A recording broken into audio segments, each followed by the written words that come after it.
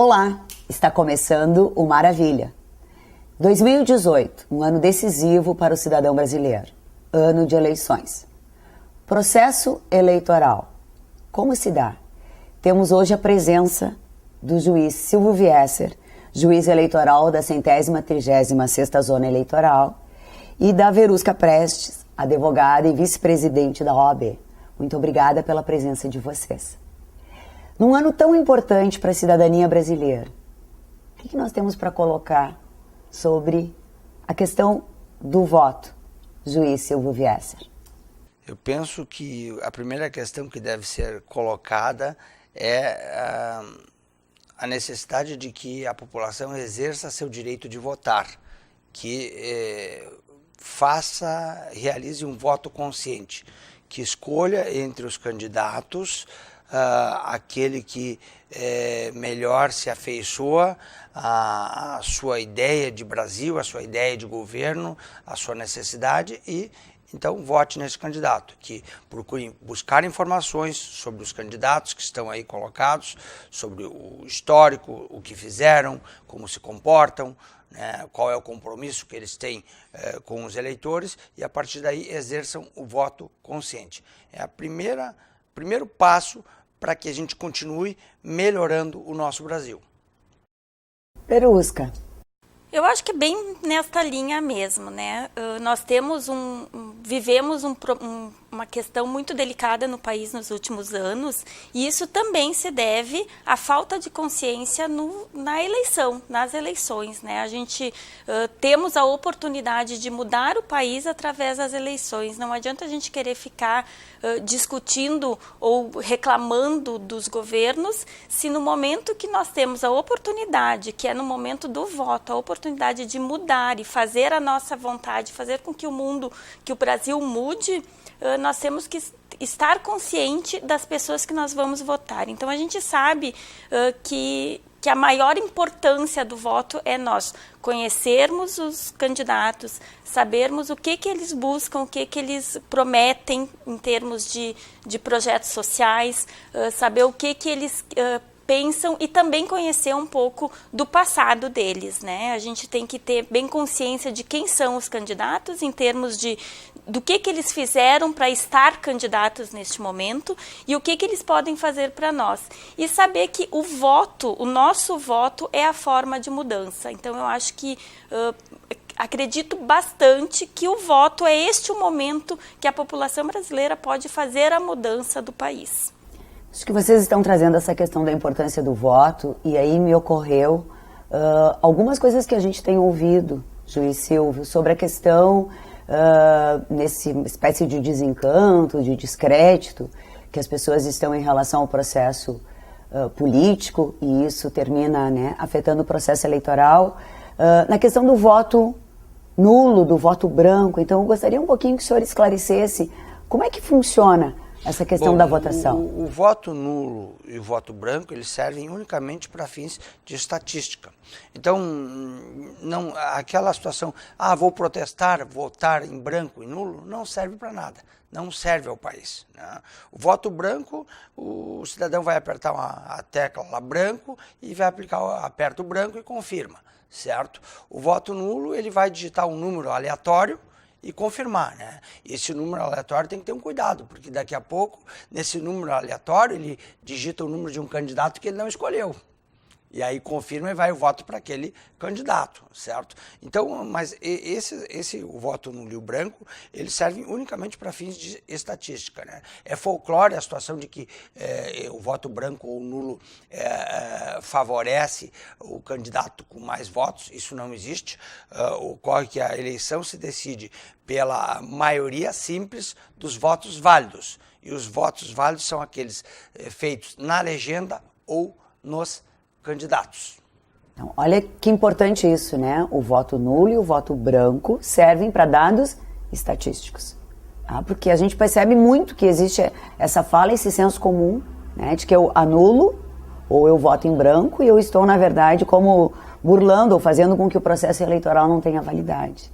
Então, isso não é verdade.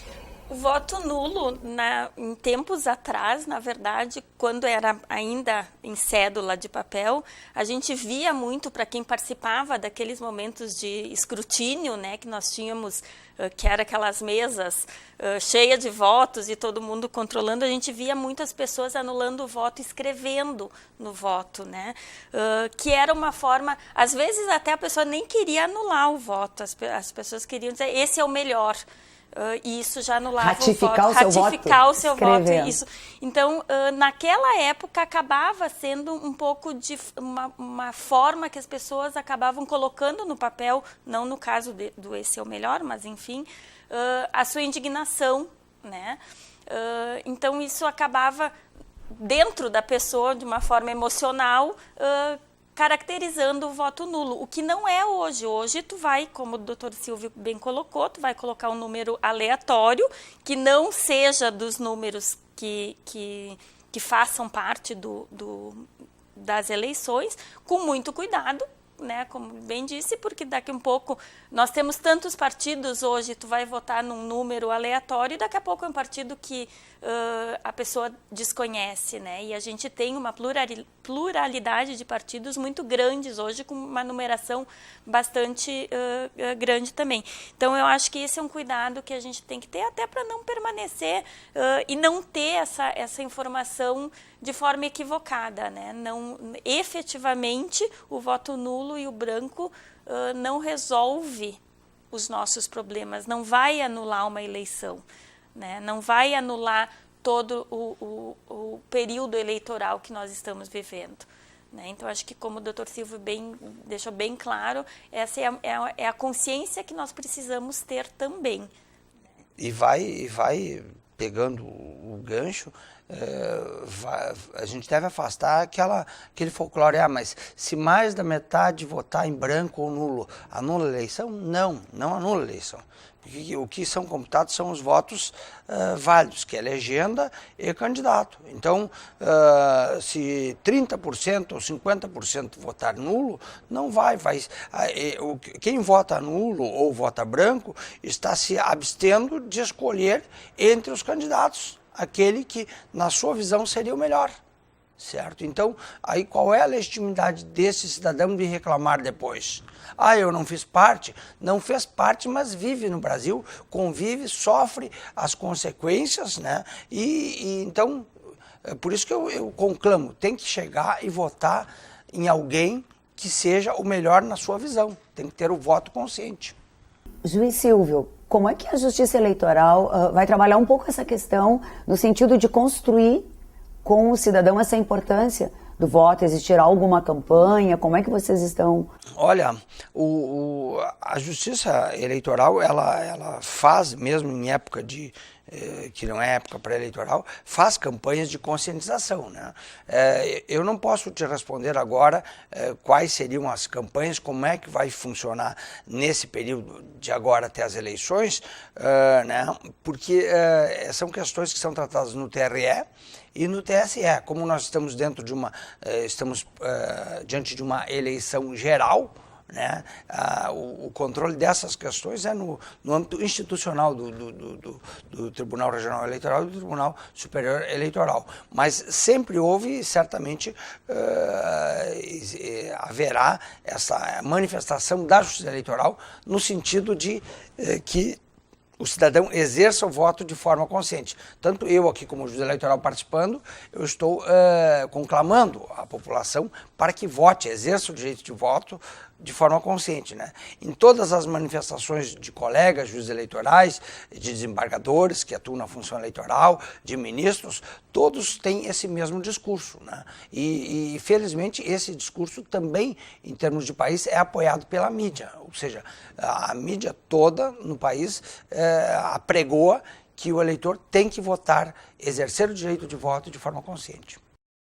A OAB, advogada Verusca, tem alguma Sim, foi lançado agora no dia 8 de agosto uma campanha do voto consciente. Na verdade, é uma conscientização para a população em geral, né, com vídeos informativos, com a informação da questão de que o voto nulo e branco não vai interferir em termos de anular a eleição, que eu acho que essa é uma das coisas que, como a gente falou anteriormente, é bastante importante as pessoas terem essa consciência, né? Então, vai ser esse projeto que a OAB lançou, é a conscientização sobre a importância do voto, né, trazendo todas as informações e os motivos que a pessoa tem que ir lá votar e não deixar de votar. Mesmo que, às vezes, a gente diz assim, vou perder meu dia podendo ir para a praia, que a gente às vezes ouve, né? Final de semana que eu posso ir para a praia e tal. É o momento de tu exercer a tua cidadania. Então, esse é o projeto que a OAB vem trazendo. Foi lançado agora em Porto Alegre, no dia 8, através da seccional, e no interior do estado, através de todas as subseções, também com esse material, apresentando vídeos que vai ser, pequenos vídeos que vão estar sendo inseridos na internet, nas redes sociais, para poder trabalhar essa conscientização.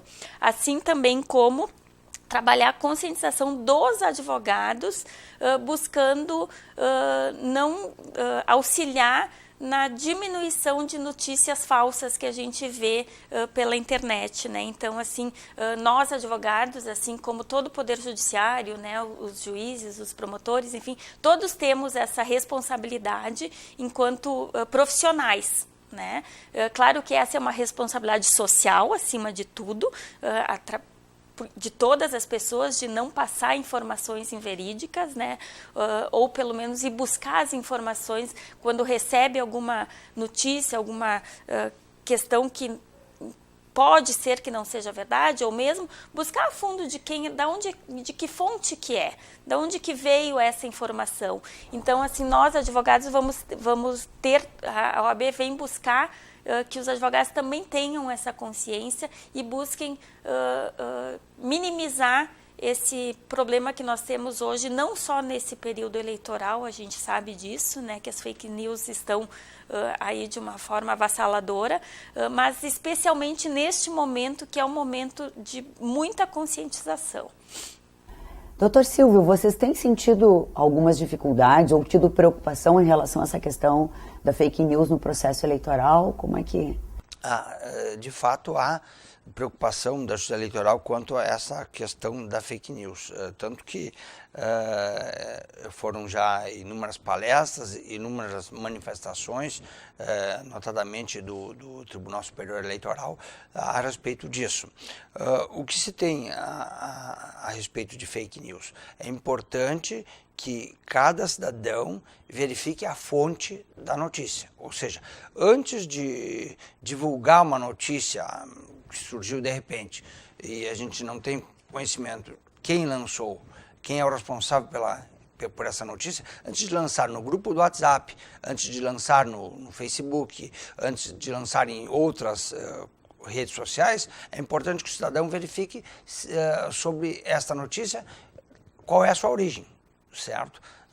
Se é uma empresa séria, uma empresa grande ou de pequeno porte, ou se é uma notícia apócrifa, ou seja, surgiu e ninguém sabe de onde veio. Então, essa é a questão importante. Nós todos, como profissionais, como dito pela colega, né, juízes, promotores, advogados, profissionais de imprensa, né, nós temos um dever de evitar a propagação de notícias falsas. Mas nós também, como cidadãos, né, como indivíduo, como cidadão, também temos esta obrigação. Né? Então, a grande questão é que cada eleitor tem que buscar identificar se a fonte é segura, né? E a partir daí, então, vai criando a sua consciência sobre os candidatos, sobre os partidos, sobre a eleição de um modo geral.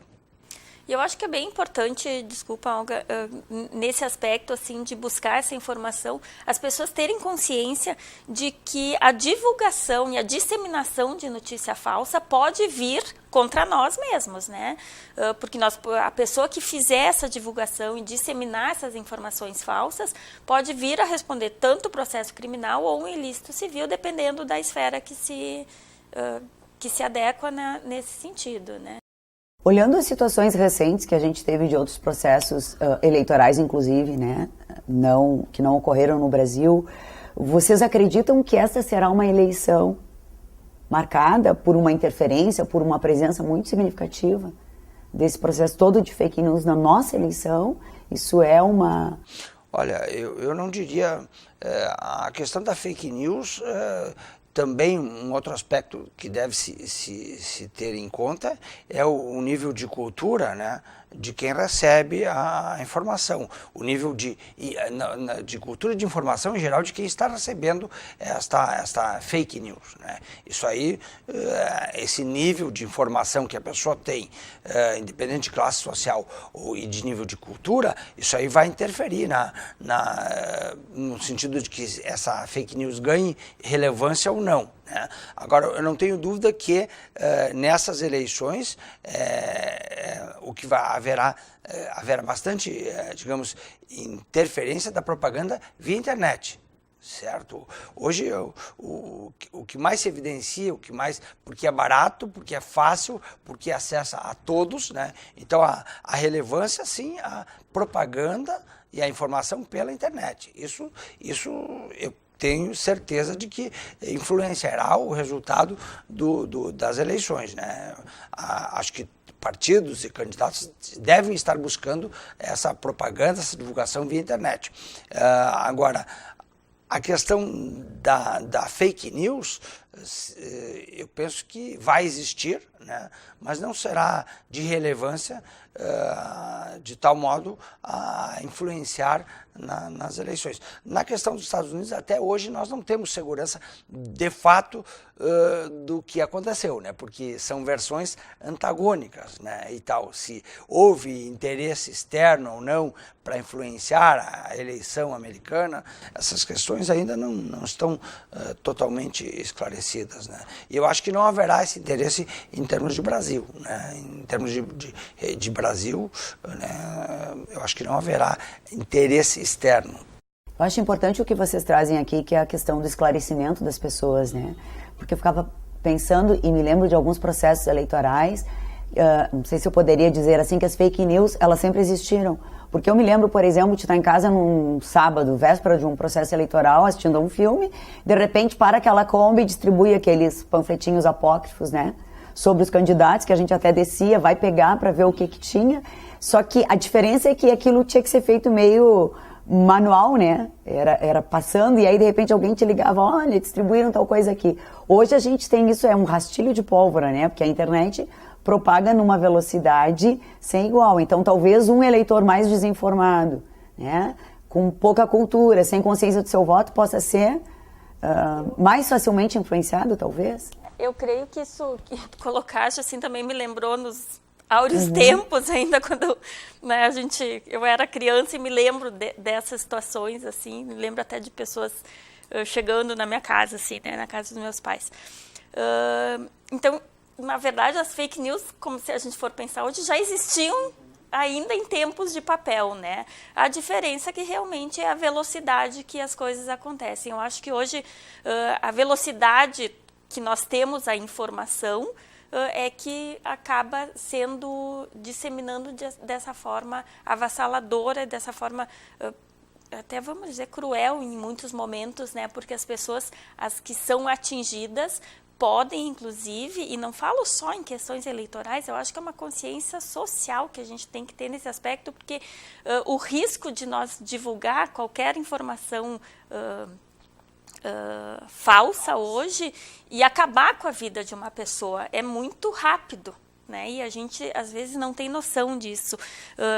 E numa eleição pode transformar um país, né? Eu acho que a história vai vir nos contar o que aconteceu exatamente nos Estados Unidos, né? Se realmente houve essas interferências ou não. Eu acho que isso também a gente vai ter. Eu tenho um posicionamento específico, mas eu acho que isso a gente vai ter com o tempo, essas informações mais claras e evidentes. E no nosso Brasil hoje, nessas eleições, eu acho que as pessoas começam vagarosamente a se conscientizar, mas existem ainda pessoas más, né? Eu acho que isso, lamentavelmente, faz parte da personalidade do ser humano, né? Então, assim, eu creio, inclusive, que às vezes não é nem de maldade, é por uma brincadeira, né? Pode passar por uma brincadeira e disseminar de uma forma que se transforma numa situação grave, né? Então, eu acho que sim, a gente tem que ter uma consciência muito forte sobre isso. E eu, ao contrário do Dr. Silvio, eu acredito que sim, pode acontecer fake news que possam transformar e possam mudar o rumo do nosso país, sim. Por isso que a gente tem que estar muito atenta a esse tipo de situação.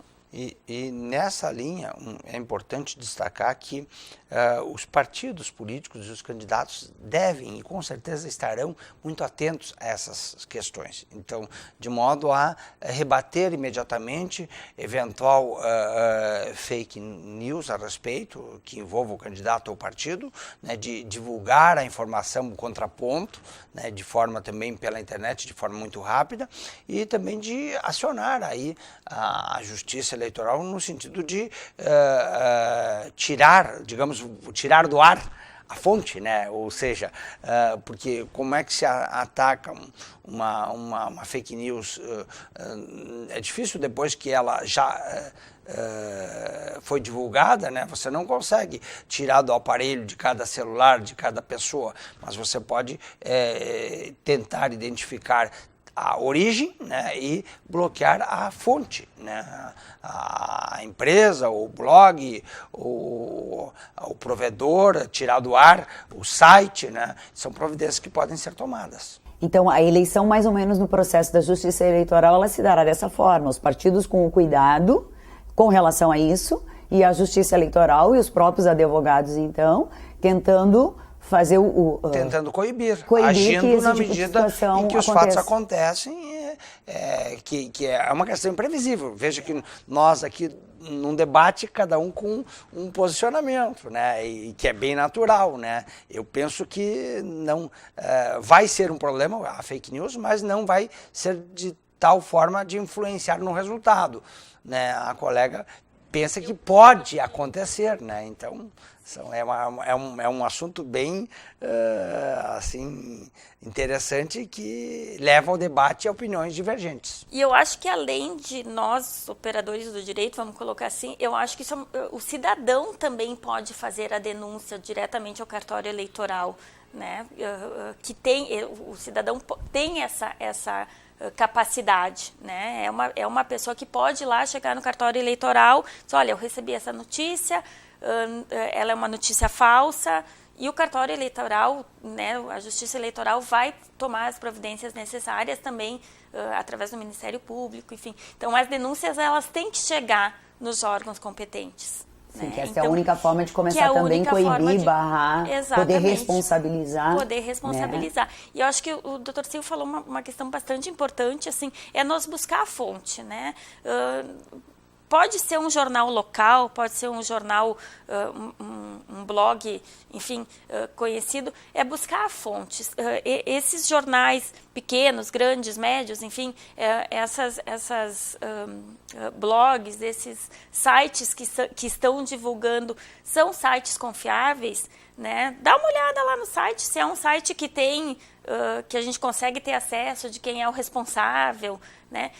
Não custa antes de passar essa informação adiante, né? Eu acho que isso é bastante importante para a gente poder tentar, pelo menos, minimizar esses riscos que temos receio. Que, aliás, é aquilo que é fundamental. No passado a gente dizia, né? Tinha alguém que falava demais, era fofoqueiro, tu não ia dar confiabilidade para aquilo que a pessoa dizia, né? Quando a gente olha hoje as publicações, a gente precisa ter as referências, né?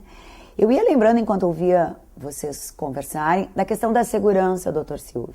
Como é que as pessoas muitas vezes dizem que o processo eleitoral não é seguro, que a urna eletrônica não é segura. O que o senhor teria para nos colocar nesse sentido? Olha, eu posso assegurar que há 100% de segurança e confiabilidade, né? E posso exemplificar. Há uma fiscalização na carga das urnas. O que é a carga das urnas? É a alimentação de cada urna com os candidatos, né, numa memória externa, e depois copia para a máquina e fica na memória interna com os candidatos que podem receber os votos, e uma alimentação também com uma outra memória dos eleitores daquela urna. Isso tudo é lacrado, esse lacre é físico, pode ser assinado pelos fiscais dos partidos, pelo Ministério Público, pelo juiz eleitoral. Então, existe essa parte do lacre físico, né, e da alimentação da urna, né, que ela é fiscalizada, isso tudo divulgado dentro do calendário eleitoral. Além disso, nós temos que, no início da votação, é impresso um relatório que chamamos de zerésima, que é o relatório onde aparecem todos os candidatos e aparece ali que todos os candidatos têm voto zero, nenhum voto. Ao final da votação em cada urna, se imprime o boletim de urna. Ali, então, nós teremos impresso o resultado da votação naquela urna. Certo? Esse boletim ele é impresso em várias vias, ele é entregue aos fiscais do partido, ele em 2 vezes é entregue e levado ao juiz eleitoral também, né? Além do pendrive contendo o resultado da eleição. O sistema todo ele é criptografado e ele também é com senhas, né? Então, isso também impede, veja bem, o sistema da Justiça Eleitoral está apto para receber a urna número 5 da zona 136 e lá os dados daquele pendrive, os dados de criptografia e de segurança, eles têm que fechar com o que está no sistema da Justiça Eleitoral. Então, só vai ter a leitura de um pendrive que é autêntico, né? Além disso, nós temos outras providências que garantem que a eleição por urna eletrônica é totalmente segura. Eu vou citar 2. Nós temos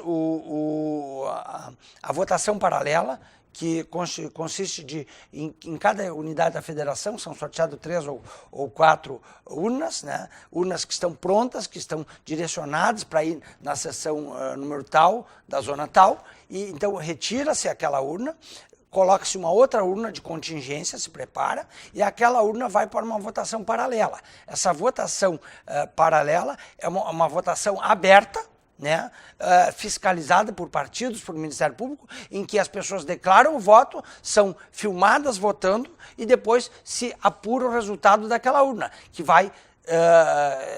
que sempre fechou, sempre correspondeu ao que as pessoas manifestaram e votaram e digitaram, certo? Então, essa é a votação paralela. Isso dá segurança ao nosso processo eletrônico. E nós temos também os testes públicos de segurança, que são realizados a cada período, né, onde o Tribunal Superior Eleitoral ele convoca experts na área de informática, hackers, todos os interessados para efetuarem tentativas de violação da urna eletrônica. E nunca se conseguiu êxito nesse sentido. Teve uma oportunidade, para finalizar, que um dos hackers, um dos entendidos nessa área, teria conseguido identificar a sequência de eleitores que votaram em determinada sessão, mas não conseguiu fazer a correspondência da sequência de eleitores com a sequência de votos inseridos. Então, serviu para quê? Para nada. E esses testes públicos de segurança, eles servem para que, a partir dos resultados, os técnicos da Justiça, do TSE, trabalhem e aperfeiçoem a cada teste público de segurança, aperfeiçoe o sistema de segurança das urnas eletrônicas. Então, eu asseguro que é eu tenho certeza absoluta que é totalmente segura a votação eletrônica, pelo que ela contém de criptografia, de códigos, de chaveamento e pelo número de pessoas envolvidas que podem fiscalizar o processo eleitoral em cada etapa, desde a alimentação das urnas com os dados que serão utilizados na eleição. Chegamos ao final do Maravilha, agradecemos muito a presença do Dr. Silvio Viesser, da Verusca Prestes, advogada, e tenhamos consciência de que este é um ano de eleição e a sua participação é fundamental. Vote com consciência, tenha a sua parcela de responsabilidade nos rumos que você deseja para o seu país.